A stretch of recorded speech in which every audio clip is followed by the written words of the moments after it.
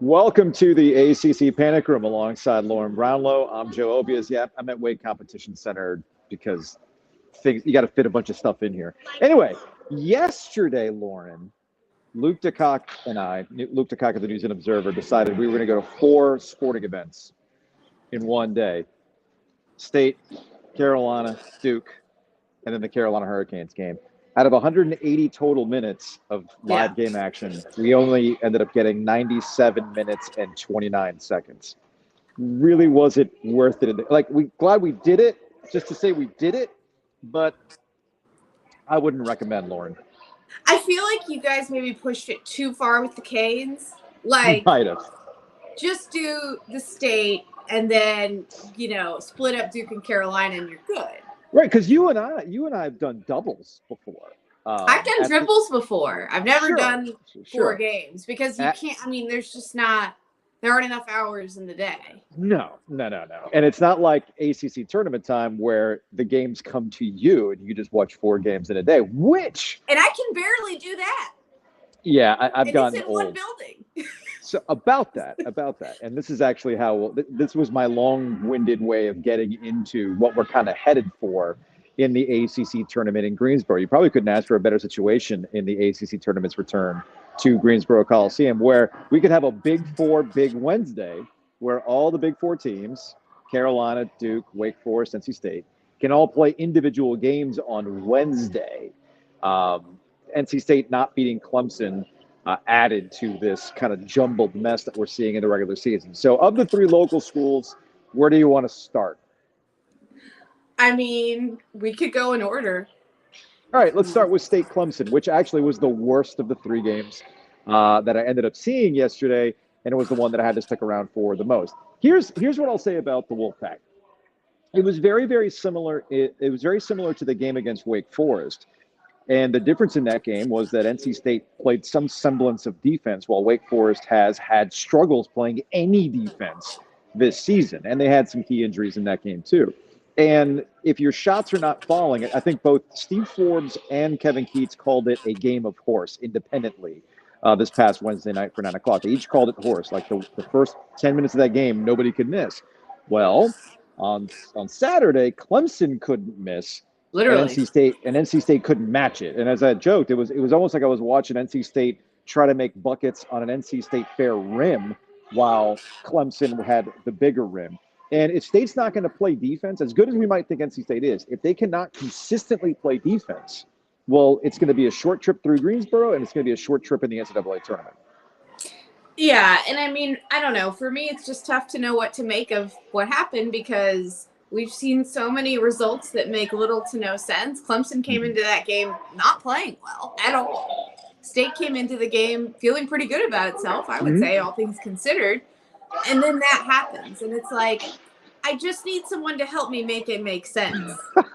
Like, more so than usual, I think I've been infuriated by the puzzling results, and that's one of them. I mean, I honestly thought State would win that game. Yeah. Like, they've been playing so well. They probably wanted to kind of, get revenge for what happened earlier and show how much they've improved. And instead they go out there and get their doors blown off in the last home game. And I'm just like, you were the one I believed in. You were the one I trusted of the 3. And now, I mean, I don't know. I can't put too much stock into it because, like you said, Clemson couldn't miss. They weren't playing defense very well. They got down early. What are they going to do? I mean, there's nothing, not much else to do. If you're not going to hit them shot for shot, and that was clearly the case in the opening 10 minutes of that game, well, then I'm sitting here thinking, I'm like, you're really putting yourself in a tough spot to come back in this game. But Florida State literally just did that last night, coming back from a 25-point deficit against the Hurricanes, a team that we all thought was the best team in the ACC, as Virginia's kind of, and we'll get to the North Carolina-Virginia game. I don't know who to be mad at, right? It's like, am I mad at Miami? Am I mad at Florida State? Yes, the answer is yes. Hypothetically. That's the thing. It's like, if you're going to be this is what the biggest thing the ACC has suffered from this year. Clemson is kind of symptomatic of that, to be honest, because of how bad their non-conference was and how great they've been since ACC play started. Pick a lane, man. Be bad or don't. Yeah. Don't beat anyone. Like most leagues, yes, there are upsets in other leagues, right? But the ACC's worst teams, and I told everybody this would happen, the ACC's worst teams got better as the year went on, and they got their net to be so terrible that it's, going to be a disaster if you lose to them or don't beat them by 20. And it's just, it's frustrating because it's like, pick a lane, man, just be terrible. I want to close the panic room on that topic. So if I can use if I use super corporate buzz speak here, we'll put a pin in that and we'll circle back to it. So to Carolina, they're back, right, Lauren? Just keep feeding Pete Nance lemon Oreos, and the threes that apparently was the secret to the season that they just discovered. Just give the man his lemon Oreos, and the threes will start dropping for North Carolina. I wonder if feeding him lemon Oreos was like a metaphor for letting him read the message boards. I don't know. I saw Hubert David's comments on that. It's like, there's nothing wrong with being critical of players. It's that when it becomes personal, and maybe get off the message boards, maybe get off Twitters. But I don't think it's out of turn to point out that Pete, and we've talked about this, Pete Nance was put in an unfair position coming to Carolina. But you know what? I think you did see some of why Hubert has stuck with him as long as he did, and it's his defense. I mean, that's what it is. Like, Puff Johnson, I don't think we've seen defend around the rim like that. He can stay with quicker perimeter players for sure, but Nance was very good defensively last night. I thought that was almost as impressive as anything that he was doing was his defense. I was just like, dang, he looks like Mutombo down there, just like blocking every layup attempt that comes his way. To your point about Puff Johnson, because Gilio and I had talked about that for the last couple of weeks, it's like at this point, Pete Nance is a liability. And even defensively, because you can go back to that North Carolina NC State game, and DJ Burns was just DJ Burns has done that a lot this season, but it was particularly bad for Pete Nance in that game.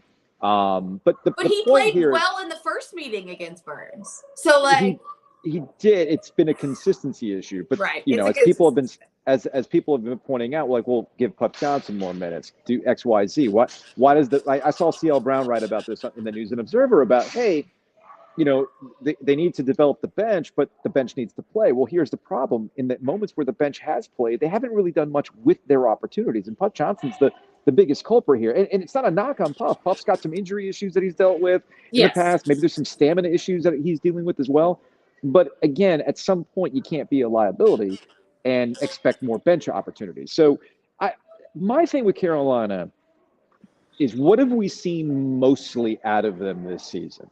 That's who they are. And we've seen enough instances in ACC play where, like Clemson, the shots just went in.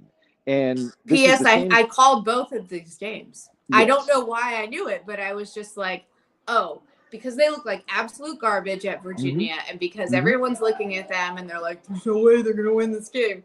And it's at home. They're going to go out there. You meant Notre Dame. They look terrible against Notre Dame, and they're hosting Virginia. Yeah. And I'm with you. Like, you can't have a historically bad half and then make us act like, what we saw against Virginia is what the norm is going to be. No, we have enough data to tell us that this is a bad three-point shooting team, and every so often you can have some anomalies. Well, and again, we've seen plenty of this in the ACC this season.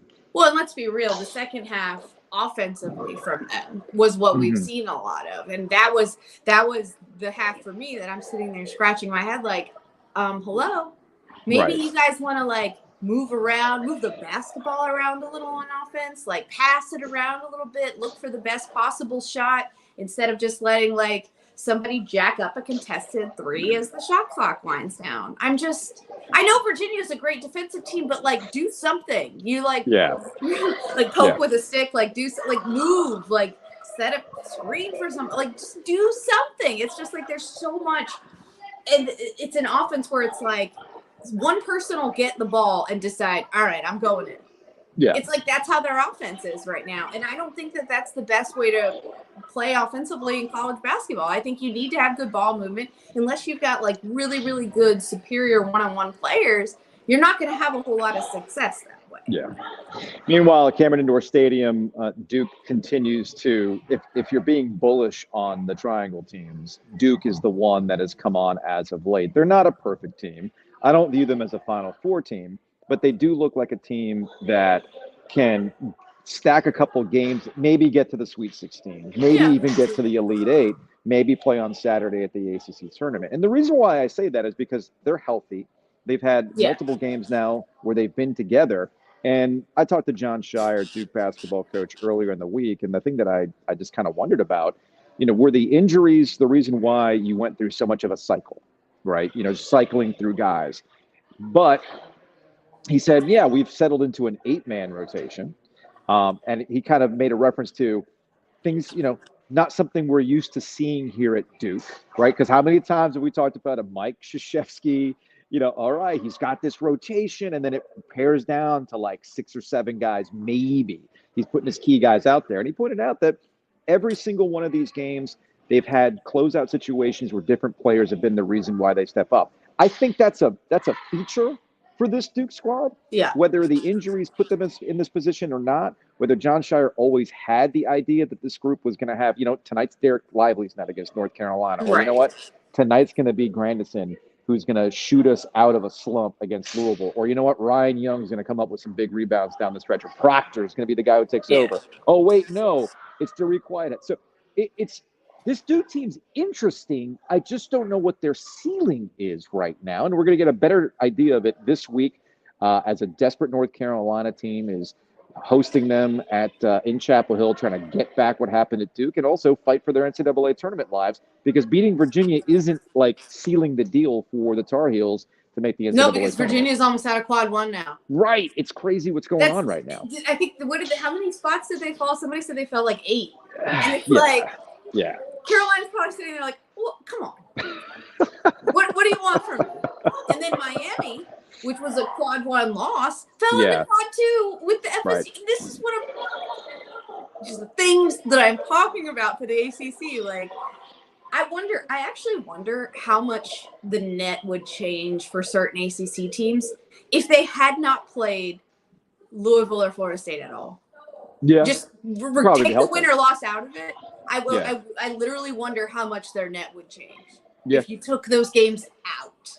Carolina's would probably be at least like 5 spots, like not 5 spots better, but there are certain teams that would be significantly better in net probably because they've had to, just playing those teams brings it down, and it's insane. So it's just here's the thing. And this is, I'm basing this off of conversations that we've had on the air with John Shire most recently, Steve Forbes at Wake Forest, even Kevin Keats, where if we all understand the timeline has shifted for when teams kind of come into their own.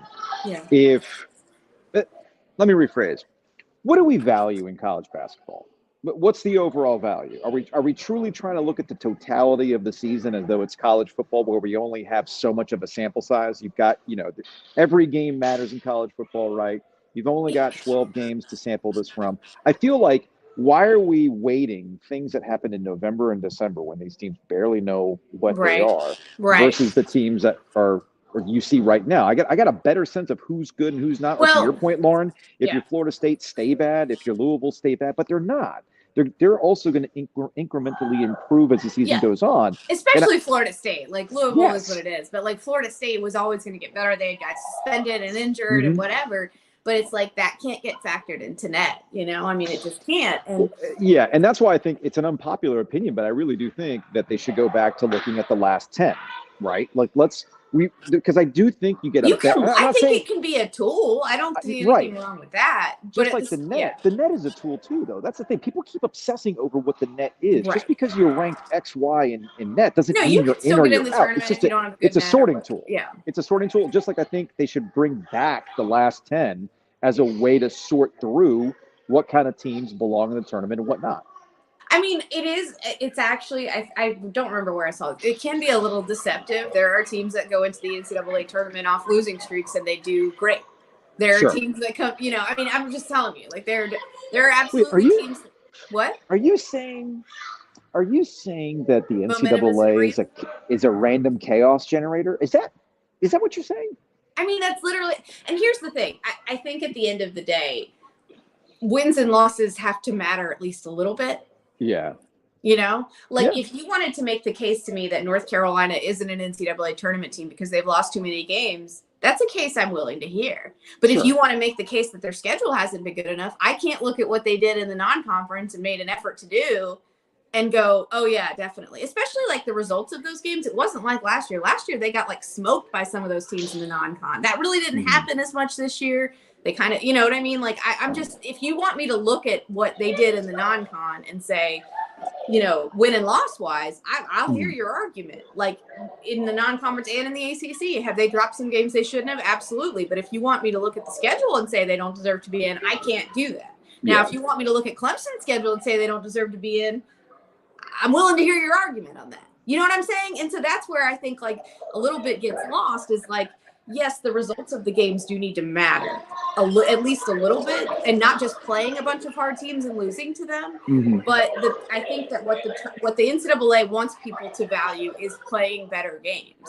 And a lot of ACC teams, in my opinion, still don't really get that. Like they just Right. don't fully wrap their mind around it. They can't grasp it, and they come into league play with terrible nets. And I'm honestly kind of over it at this point. Like hire a consultant, do something, fix it. Like this has been a problem for some teams for years and years and years, and all it does is just drag down the rest of the league.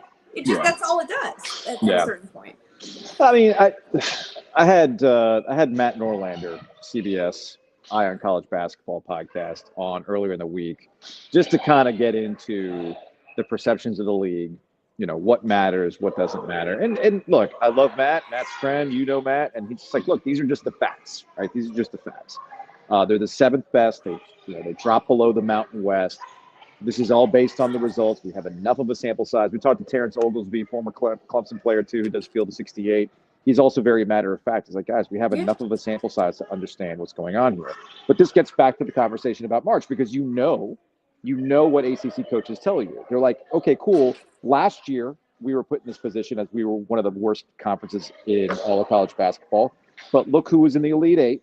Look who was in the Final Four. Look who was in the championship game. As much as I want to bang on Jim Boeheim and tell him, like, hey, it's nap time, Jim. Like, you should go retire. He's right. And that's like, hey, the Big Ten can talk up all they want about their regular season. March is ultimately what matters. And consistently, the ACC has been the conference that has teams go far.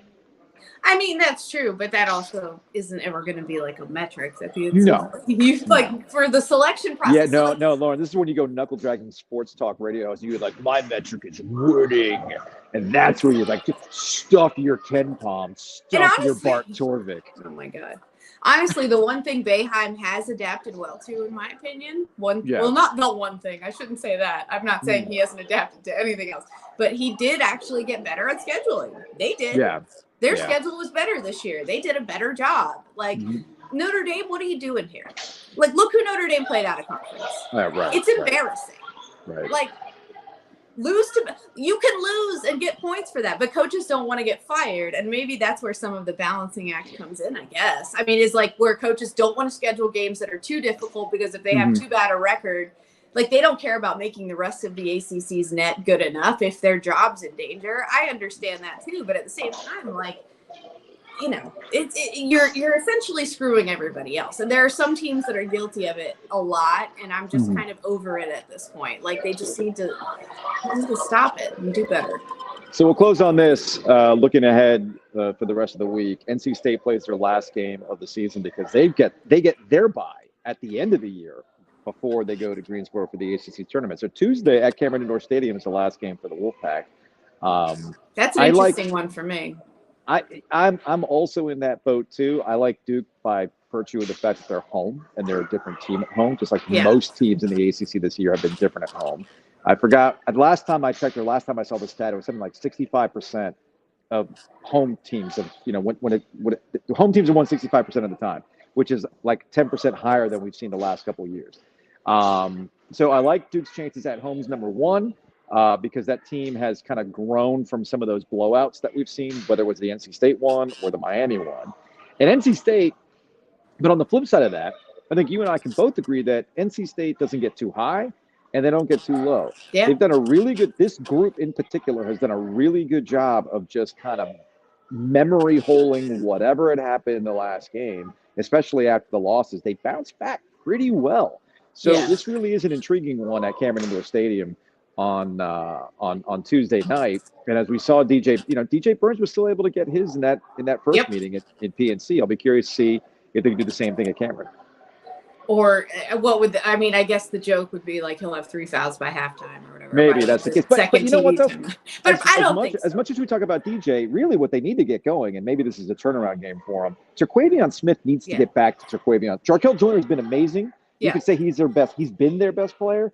But if Terquavion's not complementing that or vice versa, well, then this team's not reaching its potential. Yeah, I agree with that. They both need to be on and hitting, and that's what they were in the Duke game. The first Duke game, obviously, like they were both on. And I mean, I don't know that anyone was off for State in that game, really, to be fair. But I mean, it'll be interesting because that's been an interesting place for State. I feel like. I mean, the one State team I've seen win there, and yes, I'm still counting it because I witnessed it in person with my eyeballs. Okay, same. So I'm not gonna hear your cute little. Oh, that didn't happen. It didn't count. I saw it. I was there because it was I was literally laughing by the end of it because I'm like, what is this? How is this even happening? Right. Literally, how is this happening? This is like one of the worst State teams I've seen in the last decade. And that was like a good Duke team. And they just went in there and not a great one, but a good one, a very good one. And it was like, they just went in there and just beat them. And so crazier things have happened. It's been a place where a lot of bad things have happened for State for sure in the past. And it's a really tough environment. And so I'll be really curious to see how State responds to that and how, when things start to get rough, I think it's a good test for them for sure before things get really difficult, obviously, in the postseason. It's a good, nice little warm up, even if it'll be a while before they play again. Duke, Carolina next week? Yes, it's happening. I mean, I don't know. I don't have a feeling yet. I don't have a good gut. I'm going to tell you, the only 2 times I've been certain Carolina would win for no explainable reason were Clemson at home and Virginia at home. Okay. I had no reason behind it. I was just like, oh, they're definitely winning. Because it makes no sense. I'm with you. I really don't know what to make of that game. Maybe we should just pick the least sensible outcome. I don't know what that would be. Triple overtime. That would make sense for them to go to triple overtime. Not these 2 teams. No. You don't think so? Okay. No, not these 2 teams. I was going to say Carolina by 30 or something. That would be the least sensible outcome. Oh yeah, no, yeah, that would be crazy. That's the correct answer. Yes, I agree with you. So Carolina maybe by 30 points. Should that be what I pick with the Gyps? Yes, that's what you're saying. Lauren Brownlow says the Tar Heels are going to win by 30 at home over. It's the one I can think of that would make the least sense. Yeah. Nah, look, I thought Duke would win that first game, and it played out the way I thought it was going to play out. I think for me, it's just Carolina. Carolina is still in that mode of you guys got to keep doing it consistently. I don't know, you were fortunate to win at Notre Dame because your matchup advantage is rebounding over Notre Dame. Any other game you lose based on the way you shot. So I don't know Carolina. That's the thing. I don't know what they are. I don't know what they can be. It's not last year. I don't see that flip, the switch getting flipped on, but we'll see. You know what? If they'd had a second half yesterday where the offense kept flowing and they're moving the ball around and all this then kind of stuff. Then you'd be on board. Maybe I'd start to think, okay, here we go. Maybe things are happening. But for me, that's my hesitation. Is just I watched this. The first half I was kind of in and out for various reasons, and then the second half I watched all of it. I'm sitting here like, no, this is not good offense. What you're doing right now, no, stop it. Well, that's gonna wrap it up. That's going to wrap it up for this edition of the ACC Panic Room. Hopefully the noise of the kids running around going crazy wasn't too bad for the Panic Room today, Lauren. Yeah, I mean, my kid made a few noises. Hopefully no one heard them. That's fine. I think maybe here's the background noise there drowned it out. It wasn't that bad, though. Hey, look, I'm just saying, this is what happens, Lauren, when the kids get older and you just have to find a time to do the Panic Room when you can. Anytime, anywhere. Technology is an amazing thing. We've come a long way from 2016 when we started the Panic Room. I'm just saying. All right, that's going to wrap it up for this edition. We will see y'all next week.